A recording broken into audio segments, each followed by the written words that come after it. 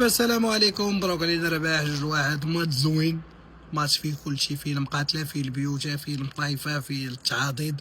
الله يعطيكم الصحه الشباب، شكرا للعابه، شكرا لوهبي. منتخب كيفاش شرب الخير، ان شاء الله تكون شي حاجه في كوب دي موندي تفرحنا وتفرح كاع المغاربه. اش هاد الشيء هذا المغاربه، اش هاد الشيء المغاربه، وبزاف المغاربه. انا ما بقيتش قادر كل نهار خصني نخرج بفيديو نبارك ليكم، كل نهار نخرج بفيديو نبارك لراسنا ونبارك للمغاربه. وبزاف هاد الشيء، واش كل نهار؟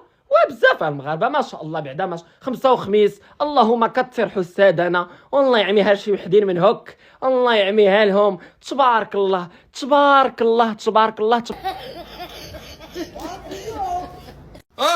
انتو مش من باراغواي ولا بارا فارماسي ولا باراسيتامول؟ نتوما ضربنا الباراغواي باللعابه يجيو يديروا التيست. والله ضربناهم باللعابه يجيو تيستيو. صافي هاد وهبي هذا ولا كيفهم شويه في الكوزينه. النهار الاول جا لقى الكوزينه مرونه، المقادير تال فيه اللي ما عارف فيه كاينه عطريه، فيه كاينه القراده. اليوم قدر لينا غير بداكشي اللي لقى، وخرجينا قامينا مزيانه. والله الا اقسم بالله اليوم قدا باش ما كان. مازال ما عرفت الكوزينه مزيان، مازال ما عرفت شنو كاين في الكوزينه. في كاينه المغرفه، في كاينه القراده، في كاين القزبر والمعدنوس. اليوم قلت لكم او ماي جاد.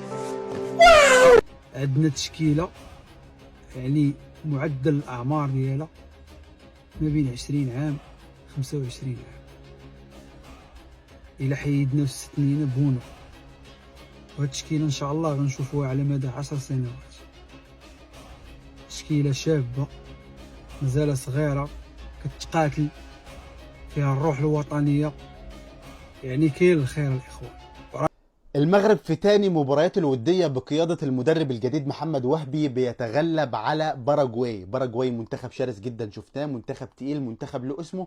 كون ان المغرب بيقدر يكسبه وبيظهر بالشكل الجميل اللي احنا شفناه النهارده، ده شيء يحسب كتجربة جديدة في ظل العناصر الجديدة ايضا اللي انضمت للمنتخب مع مدرب جديد، مع توليفة جديدة تماما بطريقة لعب انا شايفها مختلفة عن طريقة وليد الرجراجي.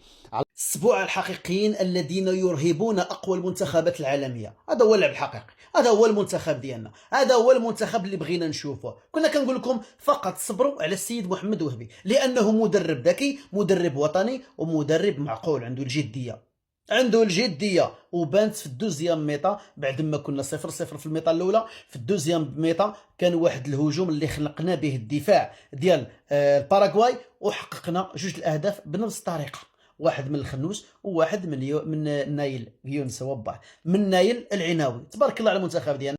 ماتش اللي بعنوان اللي عنده غيدخل يلعب، ما كيهمناش شكون سميو، ما كيهمناش شكون انت كنتي سادر ريتم وكنتي مزيان غتدخل تلعب. وهبي ما عندوش شي حاجه سميتها العاطفه، والشي اللي بان في هذا الماتش هذا اي رجع النيفو ديالنا في الاخر ديال الدوزيام ميطا، لان درنا لي سونجمون بدنيا، الدراري عياو، درنا لي سونجمون داكشي علاش تخربق ستيل دو جو.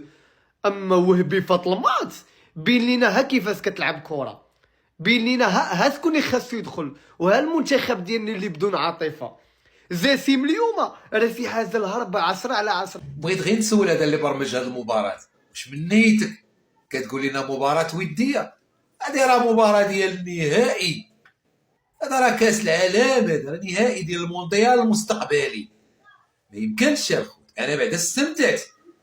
عناوي، بونو، جياسين، كلشي مقاتل، اما واحد عيسى ديوب وبقى غيضرب بنادم.